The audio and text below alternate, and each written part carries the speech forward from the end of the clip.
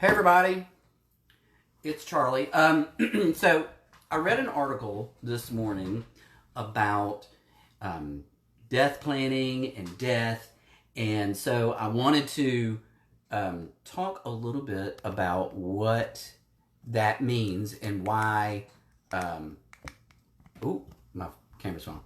And so talking about good death and what that means and why I think that's so important and that it's not a morbid conversation. It's a for me it's a positive conversation because I have a print that hangs right above my desk in my office, and it's in this nice font, and it says "Thou shalt surely die."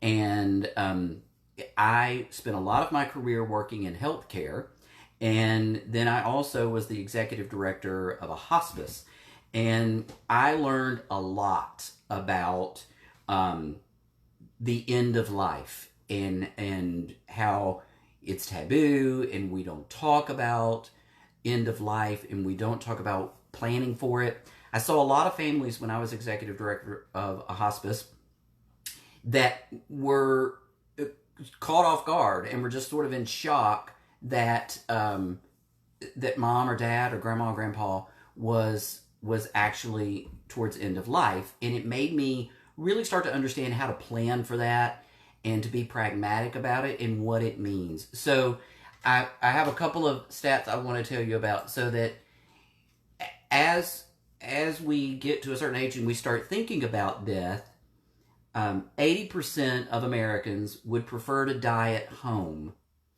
But because of the way our healthcare system is set up today, 60% die in acute care hospitals and 20% in nursing homes, meaning that only 20% of people actually die in their home. And if that is something that we would prefer, then we need to make sure our wishes are known and plan for that. A lot of us believe, my dad used to say when my Uncle Lavelle passed, he had a massive heart attack, and the doctor said he was dead before he hit the ground.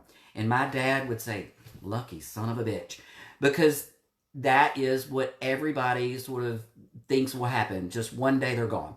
And that's not how we age. That's not how we die. We usually have a prolonged illness. And with our healthcare system today, it is designed to keep people alive, even when they are terminal.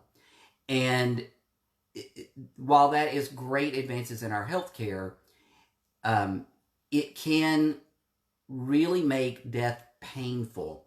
So one of the things that I saw in hospice was that people that had cancer, they were eat up with cancer, whatever disease they had, there was such a great amount of pain that nurses would require doctors to come in and authorize the dosages of morphine.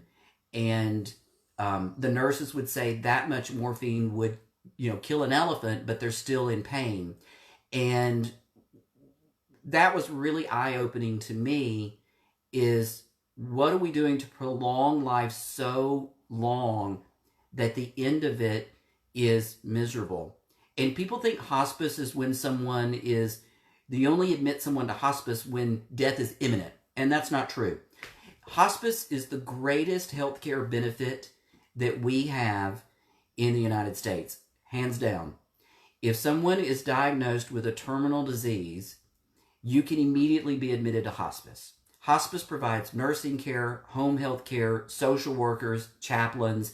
They help navigate through that process, and they make end of life, not just for the patient, but for the family, a good thing. And you benefit from that. And the goal of hospice is that you die in the home, what they call a good death. And so that's important.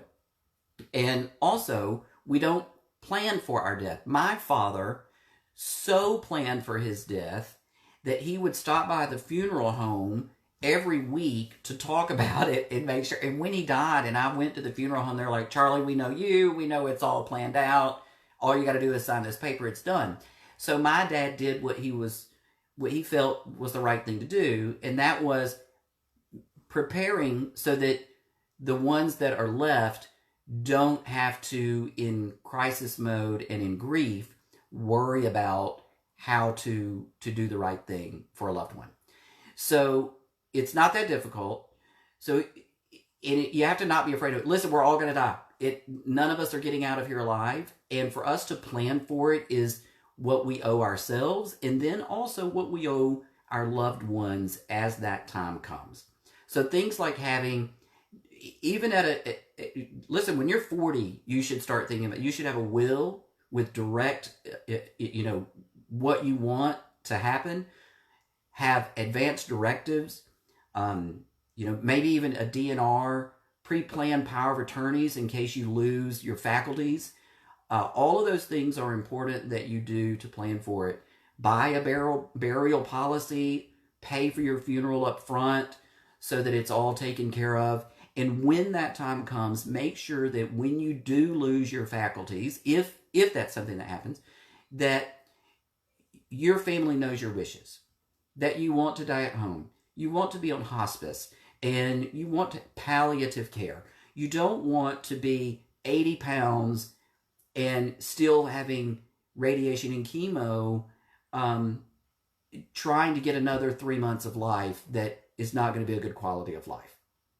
I feel this is so important. I don't think it's morbid. I think it is responsible, and it's something that I think about even at my age, that how do I want that end of life to be? And I want it to be pain-free if possible. I don't want to have all these extraordinary measures and be in the intensive care unit in a hospital, hooked up to all these machines and medicines when it's not going to do any good. When you get a terminal diagnosis, it's a terminal diagnosis, and you can prolong your life, but life ends. And so being responsible about that is very important. Hospice is a gift, and the nurses that care for the patients, the home health aides that give caregivers relief, the social workers that come in and help navigate Medicare and Medicaid and nursing home admissions. You can't just all of a sudden I can't take care of mom anymore. It's time to put her in a home so she can get better care. There's waiting lists. And if you haven't made arrangements, by the way, if your loved one doesn't qualify for Medicaid,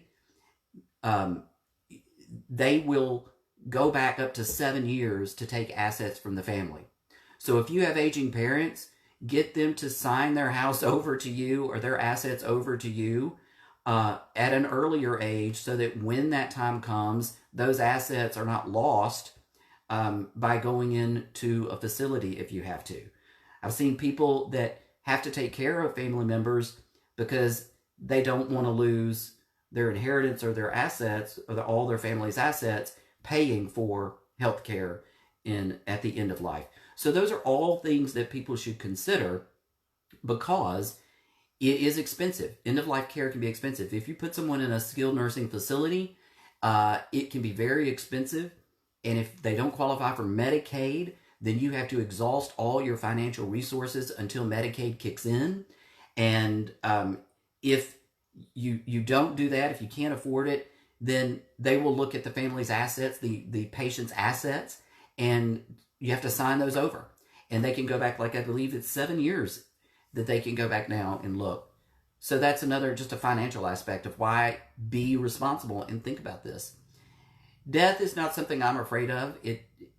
Not that I want to die, but it's going to happen, and I want to be prepared. I have a will, and let me tell you, as a single man, it's very difficult. When I got my lawyer sent over my will, the first line said, Charlie Ray, at the time of my death, am a single man with no heirs. Well, that is tough to get past. And I folded it up and had to wait a week or so before I could go back and actually do my work on my will. But it is responsible to do, and people know my wishes, and I don't want tons of things done while I am terminal to keep me in a hospital hooked up on tubes and machines when I could be in the home with nurses, home health aides, and social workers there, and a chaplain to help me have a peaceful and good death. And I'm so grateful I had the opportunity to do that for my father, who was on hospice for 16 months. So maybe a world record for the length of time on hospice. And he was so grateful to have those people there to help take care of him. So that's all I wanted to say. Go read the article that's in my Facebook newsfeed about death and having a good death and what that means.